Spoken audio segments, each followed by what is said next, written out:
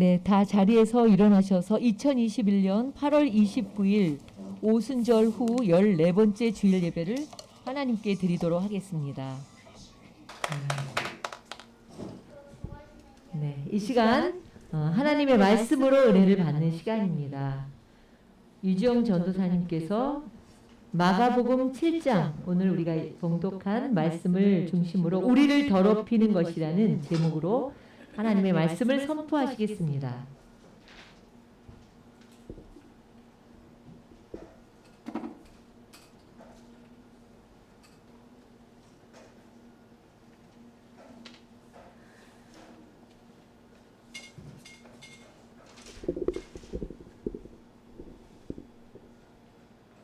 네, 오늘 주연이와 서희가 아주 찬양을 굉장히 열심히 또 부르다가 마지막에 또 율동으로 참 많은 감동과 은혜를 안겨주었습니다. 참으로 귀한 찬양과 율동에 감사를 드립니다.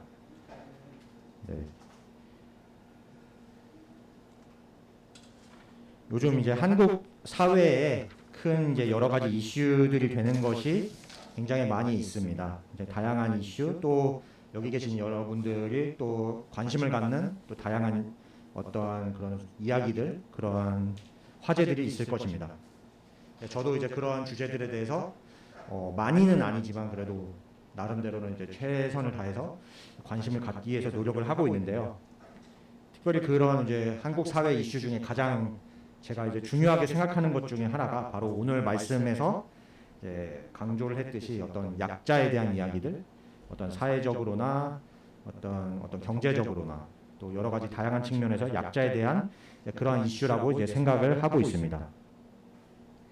우리 사회에는 다양한 형태의 약자들이 존재를 합니다.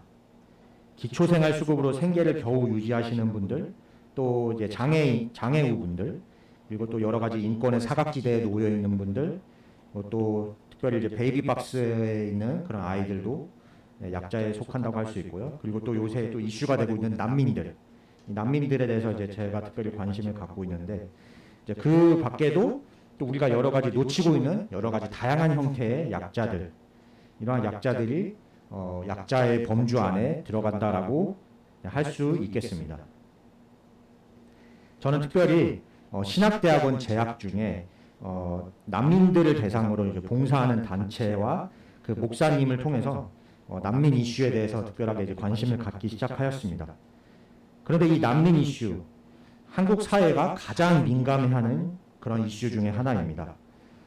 우리 주변에 있는 그런 어려운 사람부터 도와야 되는 것이 아니냐, 혹은 세금 낭비다, 혹은 좀 심한 경우는 뭐 나약한 나라에서 태어난 게 잘못이다. 그리고 또는 이제 난민을 이제 옹호하는 분들을 향해서는 난민이 그렇게 좋으면 너네 집에서 먹고 재워라, 이렇게 등등. 특별히 이제 최근에 아프가니스탄의 탈레반 점령 사태 이후에 이 난민 이슈는 단지 이제 우리나라뿐만 아니라 전 세계적인 관심사로 대두하고 있습니다.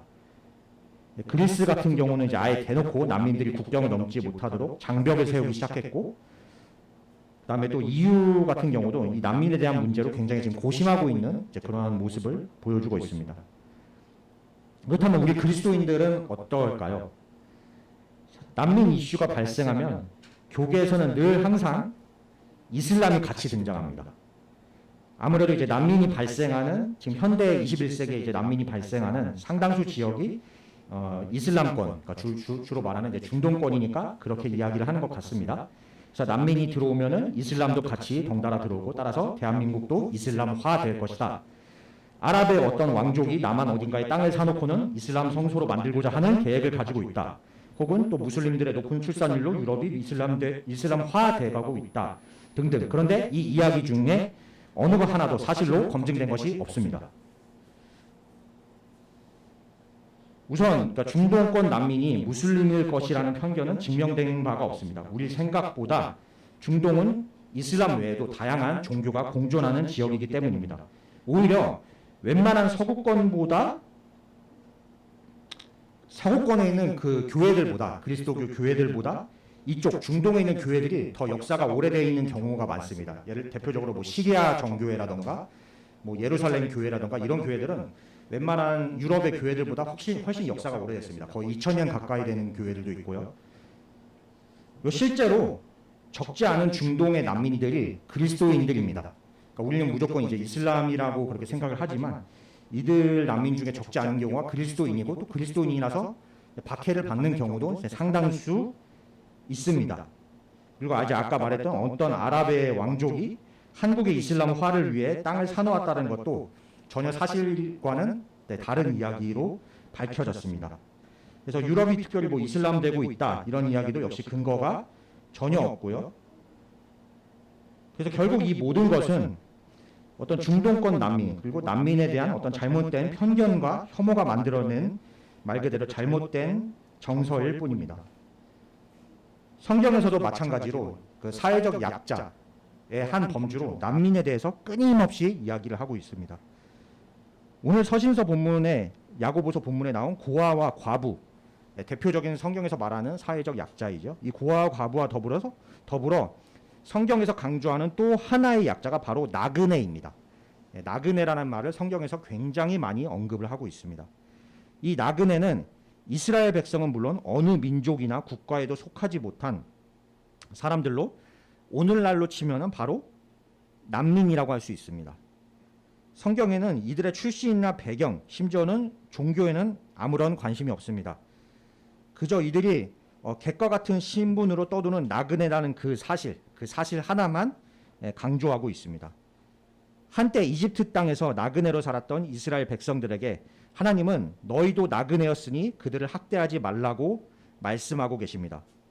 오늘 우리에게도 하나님은 당신께서 고아와 과부를 공정하게 재판하시며 나그네를 사랑하셔서 그들에게 먹을 것과 입을 것을 주시는 분이시라고 신명기 10장 18절의 말씀입니다. 그렇게 말씀을 하고 계십니다. 그렇다면 매일같이 하나님은 사랑이시다라고 그렇게 고백하고 또 그분의 뜻에 따라 살겠노라고 다짐하며 항상 샬롬을 말하는 우리의 모습은 과연 이들에게 어떻게 비추어질지 우리가 한번 돌아봐야 될 것이라고 생각을 합니다. 오늘 복음서 본문에는 예수님 당시 유대인의 관습에 대한 이야기가 나오고 있습니다. 그들은 식사 전에 반드시 손을 씻고 먹는 것을 굉장히 중요하게 여겼습니다. 현대 위생학의 관점에서 봐도 굉장히 타당한 관습이라고 할 수 있습니다. 그런데 그것도 모자라서 그들은 손가락을 펴서 위로부터 손목까지 막 물이 흐르게 하고 또 주먹을 다른 손바닥과 손등에 비비는 후 다시 손가락을 여러 차례 막 펼치고 물을 막 부어오고 막 팔을 막 씻고 이렇게 해야만 이게 그 관습을 제대로 지킨 것이다 라고 그렇게 이제 주장하기까지 이릅니다. 그냥 처음에는 이제 손을 씻는 거에서 시작을 했는데 나중에는 막 손을 들어야 되고요. 손을 들어서 물을 이렇게 손에 이렇게 묻힌 것도 모자라서 막 팔뚝에 물이 흘러야 돼요. 이제 그런 식의 어떤 좀 자질구레하고 뭔가 참 뭐 굳이 그렇게까지 할 필요가 있나 싶을 정도로 해야만 이 유대인들이 생각하기에는 그 정결 예식을 지킨 것이다라고 생각하는 데까지 이르렀다고 할 수 있습니다. 그런데 이제 여기까지 보면은 뭐 좀 종교적인 이유가 가미된 결벽증 환자이겠거니 하고 그냥 생각하고 그냥 넘어갈 수도 있겠습니다. 하지만 문제는 오늘 본문에서 나온 대로 자신들이 이렇게 지키는 관습과 정결로 다른 이들을 더럽다고 비난하고 판단하는 것에 그 문제가 있다고 할 수 있습니다. 특별히 이제 오늘 본문을 보면 예수님의 제자들이 이러한 정결 예식을 지키지 않고 음식을 먹는 것을 보고 이 바리새인과 서기관들이 몹시 불쾌해하면서 마구 이제 공격을 하기 시작하는 것에 시작하는 이야기가 나옵니다. 우리는 하나님의 말씀을 철저하게 따르는 정결한 사람들, 깨끗한 사람들인데 너희는 하나님의 법도 모르는 더러운 자들이구나. 이것이 바로 예수님과 제자들을 바라보는 바리새인들의 시각이었습니다. 이에 대해 예수님은 그들이 위선자임을 지적하시고는 이사야 선지자의 말을 인용하시며 다음과 같이 말씀하십니다. 이 백성은 입술로는 나를 공경해도 마음은 내게서 멀리 떠나 있다. 라고 이사야의 그 말을 인용을 하십니다. 우리가 예배당에 매일 나오고 새벽 기도를 하루도 안 빠지며 1년에 성경을 수십 독 한다고 해서 그렇다고 해서 우리가 깨끗하거나 정결한 것은 아닙니다. 매일 샬롬을 외치며 인사하고 사랑합니다를 수백 번 말한다고 정말 우리 안에 평화와 사랑이 있는 것도 아니라고 할 수 있습니다. 이런 것들을 잘 했다고 정결하고 사랑이 넘치는 것이었다면 지금 한국 교회 안에 넘쳐나는 수많은 문제들은 과연 무엇으로 설명될 수 있겠습니까? 말로는 사랑한다고 하고 평화를 외치면서 속으로는 미워하고 다투기 좋아하며 겉으로는 경건하다고 하면서 속에 진실함이 없다면 그것이야말로 우리를 더럽히는 실체라고 할 수 있습니다. 결국 겉과 속이 다른 모습. 다시 말해 우리의 위선, 바로 나의 위선이, 저의 위선이 바로 우리를 더럽히고 바로 저 자신을 더럽히는 것이라고 할 수 있습니다. 오늘 말씀에 이제 8절 말씀을 한번 보도록 하겠습니다. 8절 말씀을 제가 읽겠습니다. 너희는 하나님의 계명을 버리고 사람의 전통을 지키고 있다 라고 이렇게 8절 말씀에 나와 있습니다. 정결 예식을 지키지 않는 제자들을 나무라는 바리새인들에게 예수님은 이렇게 8절 말씀과 같이 말씀하고 계십니다. 온갖 세부적인 규칙을 만들어서 꼭 그렇게 손을 굳이 그렇게까지 씻어야만 정결하다고 생각하며 다른 이들을 판단하고 정죄하는 유대인은 정작 그러한 사람의 전통을 따르느라 하나님의 계명을 지키는 것에는 소홀히 하였습니다. 우리 주님께서는 부모님을 공경하라는 모세 율법의 예를 들어서 하나님께 드리는 예물, 즉 고르반이라는 그 단어만 외치기만 하면 부모 공경을 하지 않아도 전혀 문제가 없다라는 그 당시의 유대인들의 잘못된 관습에 대해서도 오늘 본문 11절에서 지적하고 계십니다. 성경에서는 그리스도인들이 가져야 할 모습에 대해 수없이 많이 이야기하고 있습니다. 앞서 언급했듯이 구약에서는 하나님께서 고아와 과부와 나그네를 사랑하신다라는 말씀이 수없이 등장하며 또 이스라엘 백성들의 역사, 이스라엘 나라의 역사를 보면은 우리가 위정자들, 그러니까 왕들과 그 지도자들과 또 백성들의 죄의 상당수가 바로 이 고아와 과부와 나그네를 돌보지 않고 학대하는 것에 있었음을 우리가 성경을 읽어보면은 알 수 있습니다. 이거는 또 신약에 와서도 다르지 않습니다. 사도행전 6장을 보면은 초기 그리스도 교회가 세워지는 과정에서 최초의 7 집사를 세웁니다. 여러분이 잘 아시는 그 스데반 집사도 이 7 집사 중에 하나입니다. 그래서 이 7 집사를 세우는 이유가 무엇이냐 하면은 그 사도행전 6장 1절에 보면은 바로 당시 교회에서 소외된 위치에 있던 헬라인 과부들, 그러니까 그리스인들 과부들에게 구호 음식을 주는 일에 이들 집사들을 그 일에 전념하도록 하기 위해서 이 집사들을 세운 것입니다. 사실 집사라는 직분이 원래는 디콘, 그러니까 디아코노스에서 온 것인데 그게 섬기는 자라는 의미가 있습니다. 본래 이제 이 초기 교회에서 집사라는 것은 그런 이제 여러 가지 이제 교회의 일을 섬기면서 동시에 어떤 그 교회에서 굉장히 가난하고 어려운 환경에 처해 있는 그런 약자들을 구호하는 것이 바로 이 집사들의 주요 임무 중에 하나였습니다. 그래서 이름도 디아코노스였습니다. 네, 참고로 이제 그렇게 말씀을 드린 거고요. 그래서 오늘 서신서 본문인 야고보서 1장을 보면 하나님이 보시기에 깨끗하고 흠이 없는 경건은 고난을 겪고 있는 고아와 과부들을 돌보아주며 자기 세속에 물들지 않게 하는 것이라고 이렇게 27절에 나와 있습니다. 그래서 하나님께서는 심지어는 호세아 6장 6절에 보면은 형식적인 제사에 집착하는 이스라엘 백성들에게 뭐라고 말씀하시냐면 내가 바라는 것은 변함없는 사랑이지 제사가 아니다. 네, 어떻게 보면 기존의 그런 우리의 율법적인 관념을 뒤집는 것 같은 그런 말씀까지 하십니다. 그래서 이 말씀의 본질은 성경에서 말하는 결국 모든 것의 핵심은 바로 사랑에 있다라는 것입니다. 경건의 모양을 하고 사랑을 말로 이야기하면서 정작 우리 주위에 있는 고통받는 이웃을 차별하고 배척한다면 그것은 위선이고 한낱 거짓일 뿐입니다. 15절 말씀을 읽겠습니다. 무엇이든지 사람 밖에서 사람 안으로 들어가는 것으로서 그 사람을 더럽히는 것은 아무것도 없다 라고 오늘 복음서 15절에 그렇게 말씀을 하고 있습니다. 바리새인들은 음식을 먹기 전 정결 예식을 행하지 않은 일들을 모두 더러운 사람이다 라고 그렇게 취급을 하고 있었습니다. 예수님의 제자들은 물론이고 당시에 손을 씻을 물이 없어 정결 예식을 행할 수 없는 가난하고 불쌍한 이들마저도 바리새인들의 눈에는 그저 더러운 자들일 뿐이었습니다. 또 그러한 정결 예식이 존재하지 않는 타 문화권의 이방인들도 그들의 눈에는 선택받지 못한 불행한 자들에 불과했던 것입니다. 하지만 주님께서는 그런 외형적인 상황이나 환경이 사람을 더럽히는 것이 아니라는 점을 분명하게 강조하고 계십니다. 우리도 이처럼 외적인 모습을 가지고 우리 주위의 이웃을 차별하고 배척하는 것이 아닌지 스스로를 진지하게 돌아볼 필요가 있겠습니다. 나와 다른 출신과 배경을 가졌다는 이유로, 혹은 가난하고 능력도 없고 보잘것없다는 이유로, 심지어는 어렵고 가난한 국가 출신의 종교마저도 다르다는 이유로 그 사람을 미워하고 배격한다면 그것은 하나님의 계명에서 약자 사랑, 다시 말해 고아와 과부와 나그네 사랑이라는 하나님의 뜻을 부정하는 것입니다. 이것이야말로 주님께서 말씀하시는 진짜 더러움이라고 할 수 있습니다. 달리 말해서 다름은 더러움이 아닙니다. 20절 말씀을 우리가 또 보도록 하겠습니다. 또 그들에게 말씀하셨다. 사람에게서 나오는 것, 그것이 사람을 더럽힌다. 앞서 말했듯 겉모습, 우리와 다른 모습, 이런 것들이 더러움을 결정짓지 않는다라고 그렇게 이야기를 했습니다.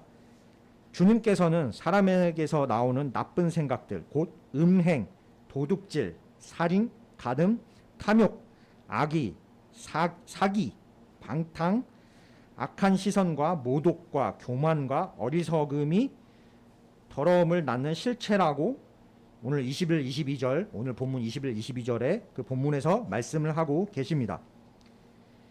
이것들은 모세의 10계명, 구약에 나오는 모세의 10계명의 제6계명부터 제10계명, 이 6에서 10계명이 의미하는 것이 바로 이웃 사랑입니다.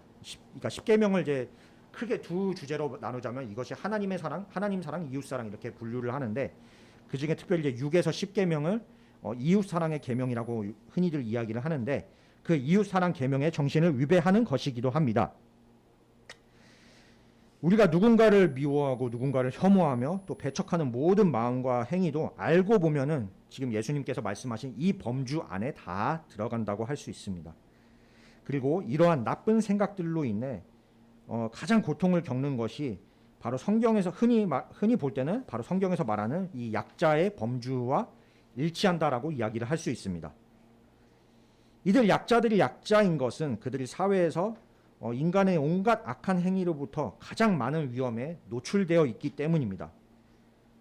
고아는 보호해줄 부모나 형제가 없으므로 사람들의 어떤 나쁜 생각 혹은 나쁜 의도에 이용당할 위험에 쉽게 노출되어 있는 사람들이었습니다.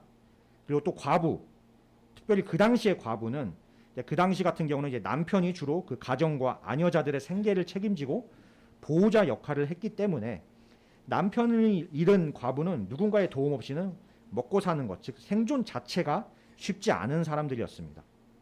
나그네도 마찬가지입니다. 나그네는 자기 민족도 자기 나라도 없이 타지 생활을 하는 이들로 법의 보호도 받지 못하며 생계의 어려움은 물론이고 온갖 범죄의 희생양이 되어도 아무런 법적 송사와 처벌을 요구할 수 없는, 그야말로 법의 보호를 받을 수 없습니다. 이들은 누군가한테 죽임을 당해도 살인죄가 적용되지 않았습니다. 왜냐하면 없는 사람 취급당하기 때문에. 그래서 그야말로 무정부 상황에 놓여 있는 그러한 사람들의 바로 이 나그네였습니다. 그래서 하나님께서는 끊임없이 성경에서 이들은 하나님의 특별하신 사랑과 보호를 받는 이들이라고 그렇게 말씀을 하고 계십니다. 그래서 출애굽기 22장 23절에 보면 이들을 학대하면, 고아와 과부와 나그네들을 학대하면 반드시 그들의 부르짖음을 내가 듣는다 라고 하나님께서는 성경에서 직접 이렇게 말씀을 하고 계십니다. 그들을 학대하면 내가 그들의 부르짖음을 반드시 듣는다 라고 하나님께서 그렇게 말씀을 하십니다. 정리를 하도록 하겠습니다. 우리가 아무리 교회 출석을 잘하고 성경 말씀을 날마다 읽으며 또 교회에서 집사, 권사, 장로, 전도사, 목사와 같은 그러한 직분을 받는다고 하여도 그러한 것들이 바로 우리의 정결함, 깨끗함을 보장해 주지는 못합니다. 우리가 아무리 겉으로는 사랑을 외치고 샬롬을 외친다 하여도 그러한 것들이 우리의 진짜 사랑과 평화를 보장해 주지는 않습니다.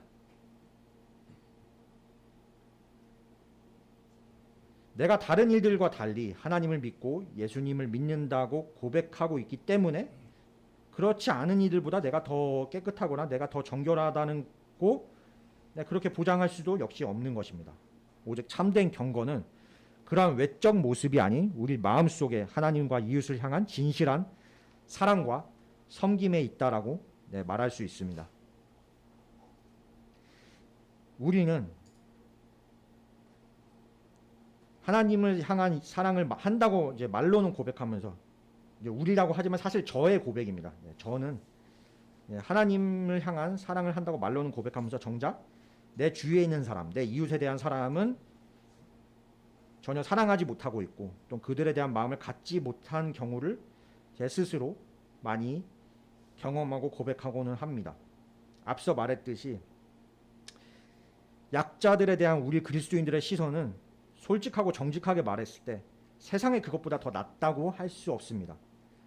최근에 이제 난민 사태, 이거는 그냥 제가 특별히 이제 난민 이슈에 관심이 있다 보니까 난민 이야기를 자꾸 하게 되는데요. 꼭 이제 난민뿐만 아니라 어떤 여러 가지 형태의 약자들도 포함이 될 수 있겠습니다. 근데 이제 최근에 이제 난민 사태만 보더라도 이슬람의 위협이라는 그럴듯한 합리화 하에 그리스도인들의 난민 혐오는 비그리스도인들, 믿지 않는 사람들 못지 않습니다. 하지만 난민이라고 해서 모두 뭐 탈레반이나 IS인 것도 아니고 그들이 모두 다 뭐 엄청나게 극단적인 무슬림인 것도 아닙니다. 심지어 성경에서는 명확히 다음과 같이 말하고 있습니다. 레위기 19장 34절의 말씀입니다. 너희와 함께 사는 그 외국인 나그네를 너희 본토인처럼 여기고 그를 너희 몸과 같이 사랑하여라. 너희도 이집트 땅에 살 때는 외국인 나그네 신세였다. 내가 주 너의 하나님이다. 이렇게 레위기 19장 34절에도 말씀을 하고 있습니다. 아까보다 더 나아갔죠. 심지어 본토인처럼 여겨라. 너와 같은 형제 자매로 여겨라. 이스라엘 백성들도 한때는 나그네였습니다. 심지어 예수님께서도 어렸을 때 헤롯 임금의 유아 살해를 피해서 이집트 땅, 애굽 땅으로 피난을 가셨던 난민이셨습니다. 우리 민족 또한 6.25 때에 어떤 난민 신세를 경험하기도 하였습니다. 이처럼 우리 주위의 약자들은 과거의 우리였으며 또 지금의 우리이기도 하며 앞으로의 우리의 모습일런지도 모르겠습니다. 이 사실을 우리가 기억한다면 이들을 바로 우리 자신과 같이 사랑하는 그런 마음을 가지지 않을 수 없을 것입니다. 그래서 우리 모두 이 사실을 기억하고 하나님께서 말씀하시는 참된 경건함으로 스스로를 정결하게 하고 깨끗하게 하는 우리 모두 그리고 제 자신이 되기를 진심으로 기도하고 소망합니다. 이 시간 기도하겠습니다. 사랑이 많으신 하나님 아버지, 우리가 더러움을 무엇으로 생각하고 있었는지에 대해서 함께 나누고 생각해보는 시간을 가졌습니다.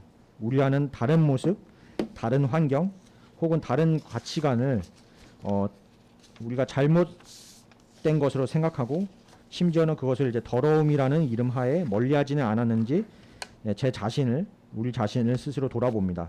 하나님께서 말씀하셨듯이 우리 주위를 언제나 돌아보고 사랑하고 또 환대할 줄 아는 마음을 허락하여 주시고 그리하여서 참된 경건과 정결함에 이를 수 있도록 저희를 인도하여 주시고 저희를 붙잡아 주옵소서. 예수님의 이름으로 기도드립니다. 아멘.